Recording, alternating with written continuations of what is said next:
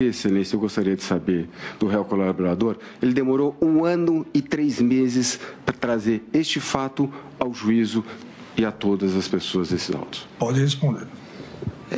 Porque inicialmente isso para mim estava dentro de um contexto de uma manifestação que era teoricamente, né, dentro do que o Exército aceitava e até a Justiça legal e legítima, tinha apoio dos militares de alguma forma, e tudo que foi tratado para mim estava sendo direcionado àquelas manifestações. Brasília virou um campo de batalha. E dessa vez não foi político contra político, foi advogado contra réu, em pleno STF. Na sabatina mais tensa do julgamento, o advogado-general Graga Neto, José Luiz de Oliveira Lima, o Juca, partiu para cima de Mauro Cid, ex-ajudante de ordens de Bolsonaro, e no meio dos questionamentos o militar gaguejou, hesitou, tremeu e caiu em contradição. Juca não aliviou. Foi direto, incisivo e jogou na cara de Cid as mudanças nas versões, a falta de provas e a tentativa de jogar a culpa em terceiros. A cada pergunta, Cid ficava mais acuado. Parecia que estava em um tribunal militar e não no Supremo. Mas o caos não parou por aí. Em meio ao embate, o advogado de Augusto Heleno, Matheus Milanês, surpreendeu todo mundo com um pedido inusitado. Solicitou ao ministro Alexandre de Moraes um adiamento da sessão para tomar café. Isso mesmo, em plena guerra jurídica, enquanto o réu era desmontado em público, teve gente querendo pausa para cafezinho. Minimamente quero jantar, Excelência, porque eu só tomei café da manhã quase. Imagine então, assim, eu imagino, Excelência, por isso que eu estou falando. Eu ia pedir a gentileza, assim, rogar essa turma. Por favor, você tem que colocar um pouco mais tarde amanhã, de modo a se tornar viável. 9h02. Possível umas 10 horas. Doutor, vamos ver se nós terminamos amanhã. Daí o senhor tem quarta-feira para tomar um belo brunch. Quinta-feira, um jantar que é dia dos namorados. Nem me fale. Sexta, dia de Santo Antônio, o senhor comemora também numa quermesse. Se a gente começa a atrasar, a gente não acaba. Não, Excelência, só para não ficar tão em cima, não, porque tá tempo, 9 horas... O general Heleno vai pedir pro senhor dar uma acelerada no carro. Não. Assim o senhor leva. Só não vai ser multado, doutor. Sim. 9 horas tá bom. Na quarta é às 8. Então, por isso que eu tô falando, Excelência. Vamos acabar amanhã, então. Imagina que a cavalo um em cima do outro, Excelência. Pelo menos 10 horas pra gente ter uma hora a mais. 9 horas, doutor. 9 horas. Todos obrigado, intimados. Uma boa noite e um bom descanso a todos.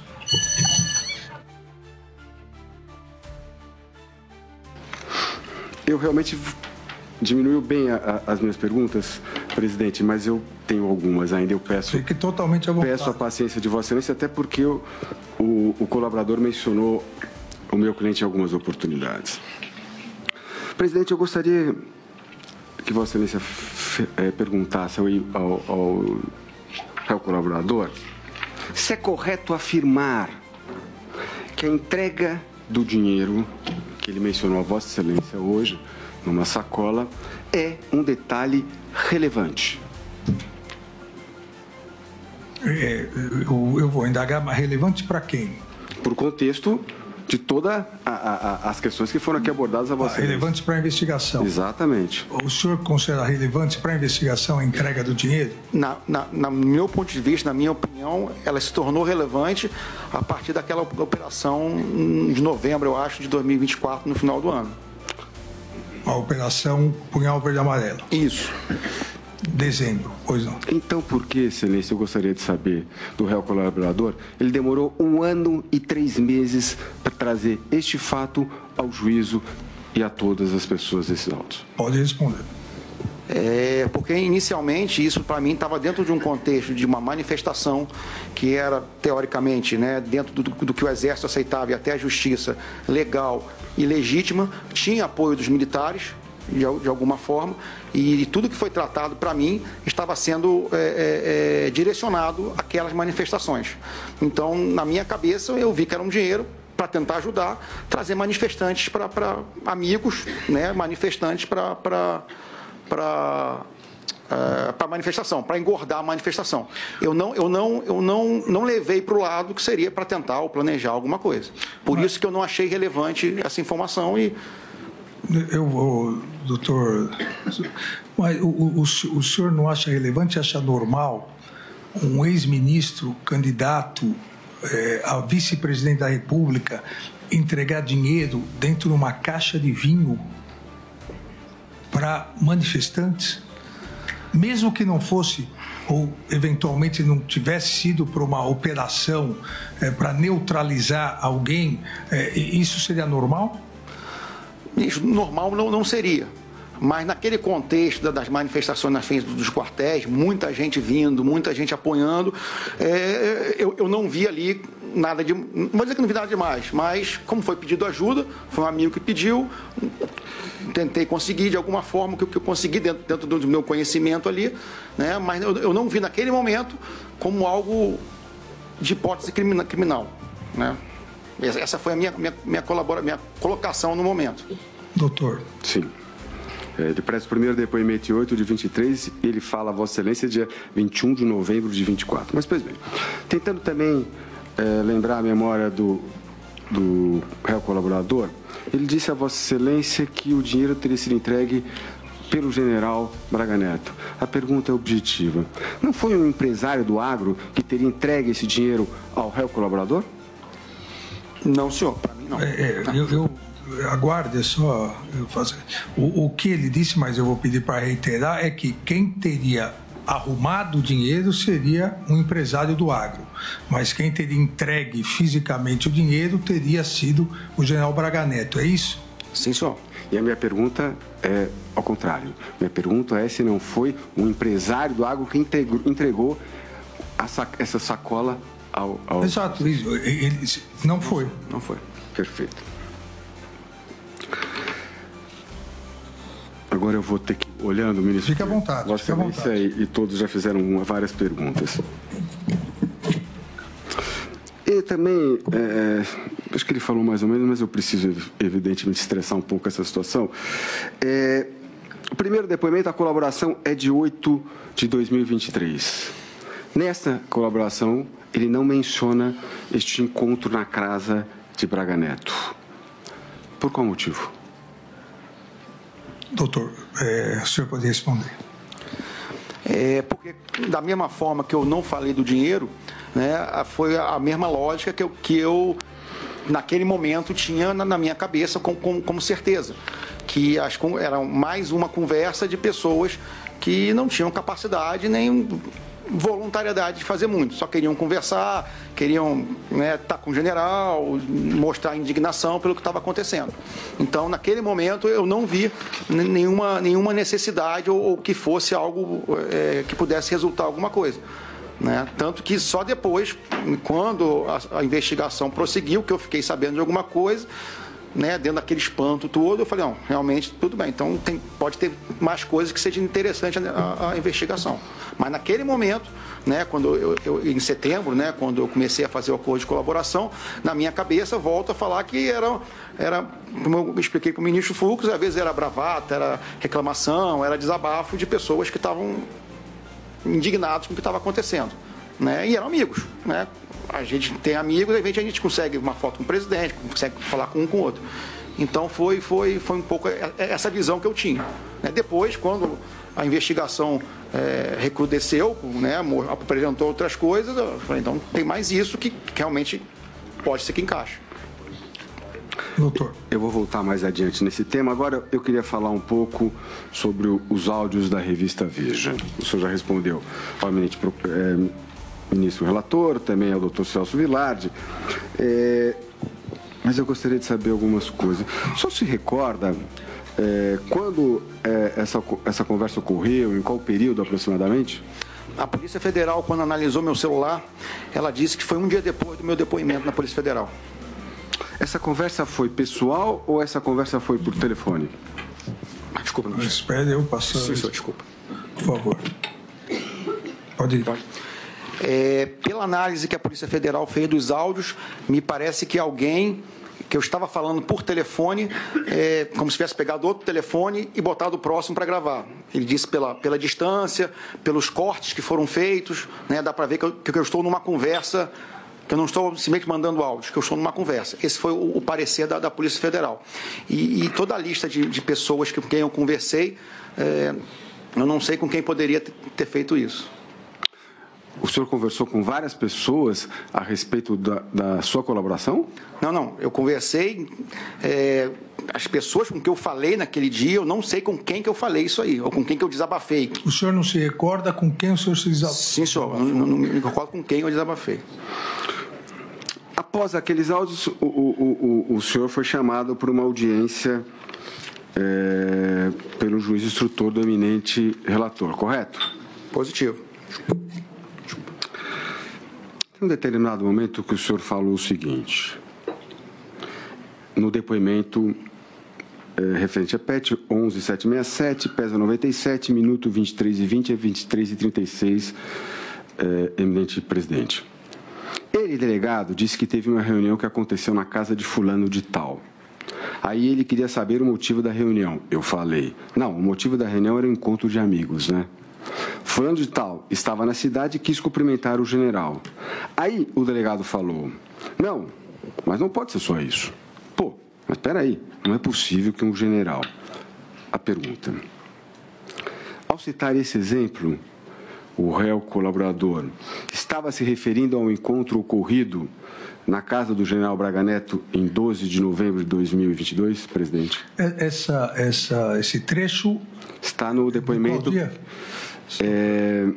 PET 11767. Sim, foi a audiência com o juiz instrutor logo após a Veja. Exatamente, excelência. Por favor. Para ser exato, excelência, acho que foi no dia 22 de março. O senhor pergunta sobre... Nesse trecho que eu li do seu depoimento, se o senhor estava se referindo ao encontro ocorrido na casa do general Braga Neto em 12 de novembro de 2022. É isso? Bom, realmente eu não me lembro o contexto que eu dei, ou com a entonação que eu dei nessa conversa, até porque eu não me lembro dessa frase. Mas, pelo jeito, pode parecer que seja, mas realmente eu não recordo do que eu estava falando, até porque eu acho que eu falei bastante coisa, né? Sim. Eu vou seguir, por favor, presidente. Também no depoimento que foi prestado ao juiz instrutor do gabinete do eminente relator, o senhor afirmou que o delegado questionou a sua versão dizendo que não, mas não pode ser só isso. Pô, mas espera aí, não é possível que o general... A pergunta objetiva. Por que o delegado, a autoridade policial, disse ao senhor que a versão dos fatos não poderia ser verdadeira? Por quê? Doutor, o senhor se recorda disso? Eu não me recordo, mas ali era um desabafo. Eu estava muito mal emocionalmente. Não, são duas coisas diversas, se eu entendi a pergunta do doutor José Luiz. A primeira, a questão da Veja, que foi a razão pela qual eu determinei que o senhor fosse ouvido novamente pelo juiz instrutor. Sim, senhor. E aí o doutor José Luiz perguntou com quem o senhor falou, para quem o senhor desabafou. A outra coisa é esse trecho que se refere em março, 22 de março, se refere a essa reunião que em 21 de novembro, na minha presença, o senhor retificou e disse a versão que hoje o senhor disse dos fatos. No dia 22 de março, o que o doutor José Luiz pergunta é se o senhor está se referindo, nesse trecho, à reunião com o general Braga Neto, é isso? Exatamente, excelência. Eu só tenho uma questão de data, porque, na verdade, ele é o depoimento que ele presta e que ele fala o que o delegado disse a ele no depoimento. Exato. Né? O senhor não se recorda? Eu não estou me recordando, do que eu falei. O que eu falei no depoimento. Exatamente. Eu não me recordo. Eu não me recordo os detalhes do que eu falei no depoimento. O que eu lembro, né, era que, de certa forma, a minha narrativa não enquadrava, não casava com o caminho que a investigação estava tomando. Pode ser nessa linha aí de argumentação. Perfeito. Para mim, estou satisfeito, presidente. Posso seguir? Por favor. Gostaria de perguntar ao depoente se, ao final dessa audiência, o senhor foi determinado a sua prisão, certo? Sim, senhor. O senhor passou mal nesse dia? Passei, sim, senhor. O que o senhor teve? Acho que a pressão baixou. Tá.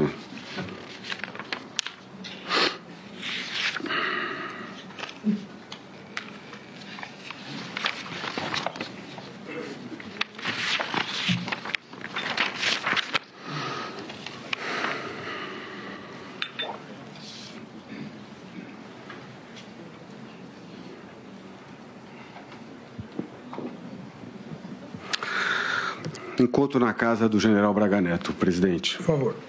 Várias questões já foram colocadas, eu tenho algumas. Em determinado momento, só para perguntar, o senhor confirma o que o senhor disse aqui hoje, que o senhor ficou de 10 a 15 minutos nessa reunião, é isso? Na casa do general Braga Neto? Creio que sim. Não sei dizer exatamente quanto tempo, não cronometrei nem nada, mas talvez tenha sido por isso. É o senhor que disse esse dado. Mas assim, se não foram 15, foram 40 minutos, nós podemos ficar entre 10 e 15 ou 20? Não sei, não sei afirmar com precisão. Mas não foram 40 minutos, 1 hora, com certeza não foi. Perfeito. Foi menos de meia hora? Eu creio que sim, ministro. Creio que sim. Sobre esse encontro, presidente, o senhor Mauro Cid afirmou que Rafael e Hélio se mostravam propostos a fazer uma ação que gerasse alguma mobilização de massa. E chegaram a falar em mobilizar os caminhoneiros para o país bloquear a estrada. Eu queria saber se isso o senhor ouviu, porque o senhor não mencionou aqui hoje, o senhor ouviu esse diálogo na casa do general Braga Neto? O senhor se recorda de ter ouvido isso? Não diretamente, mas estava dentro do bojo das ideias que podia ser feito. Né? Inclusive, essa ideia dos caminhoneiros sempre foi rechaçada pelo presidente e pelo general Braga Neto.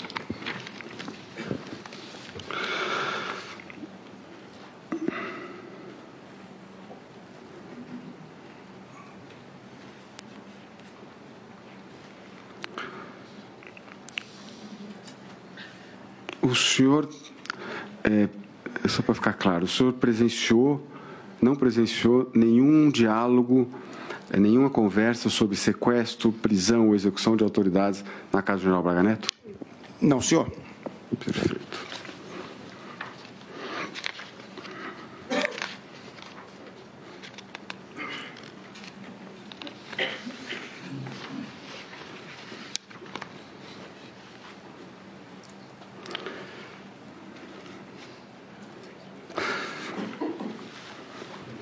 O depoimento que o senhor prestou em 21 de novembro de 24, inclusive o eminente procurador Paulo Gonet lê um trecho, presidente, que fala no caos social. Mas num outro trecho, o senhor diz o seguinte: general, eu não sei o que...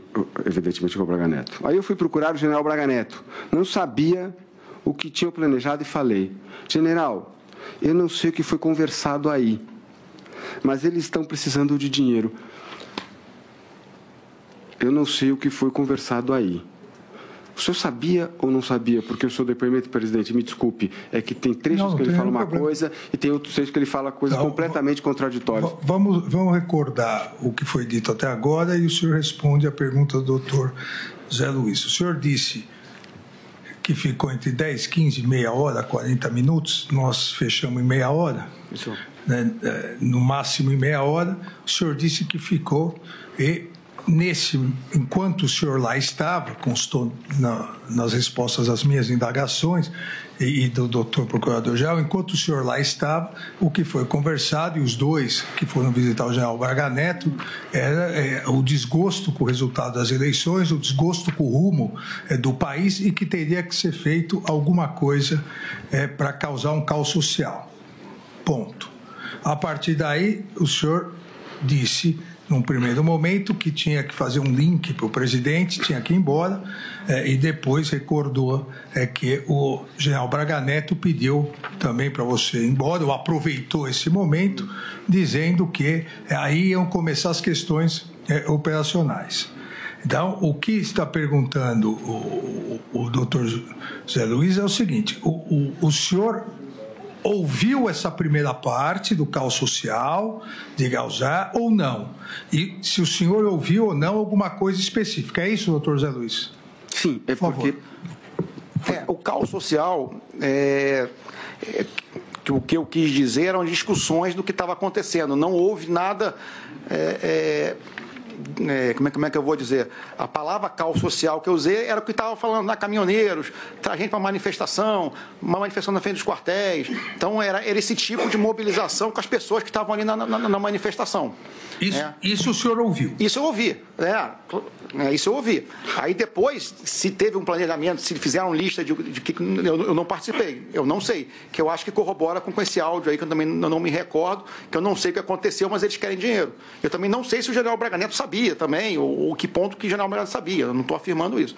Eu estou dizendo o que aconteceu, que eu solicitei o dinheiro para ele. Doutor José Luiz. Obrigado.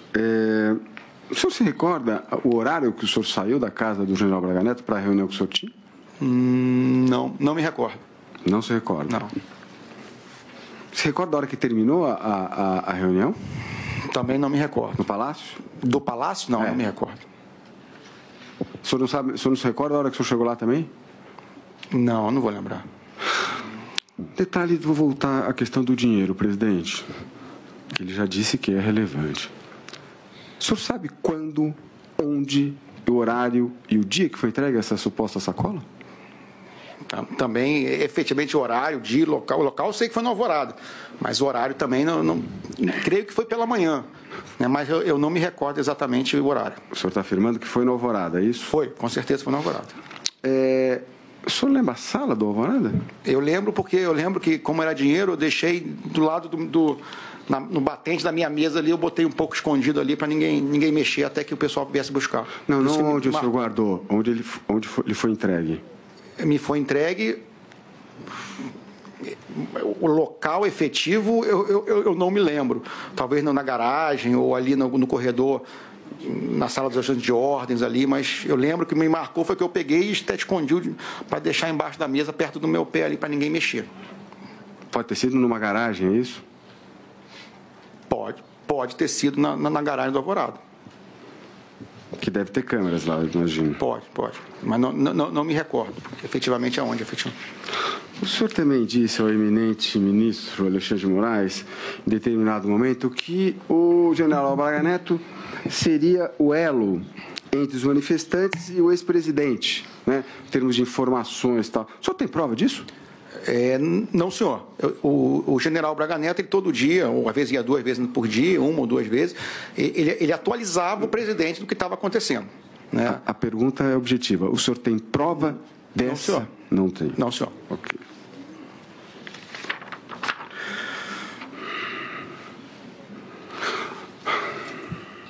Ministro, eu gostaria de saber se o réu colaborador confirma, porque tem uma pergunta na sequência, eu estou acabando.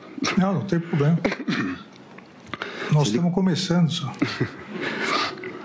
Se ele confirma que soube do plano Punhal Verde e Amarelo apenas através das investigações após o seu acordo de colaboração. Isso está claro, né?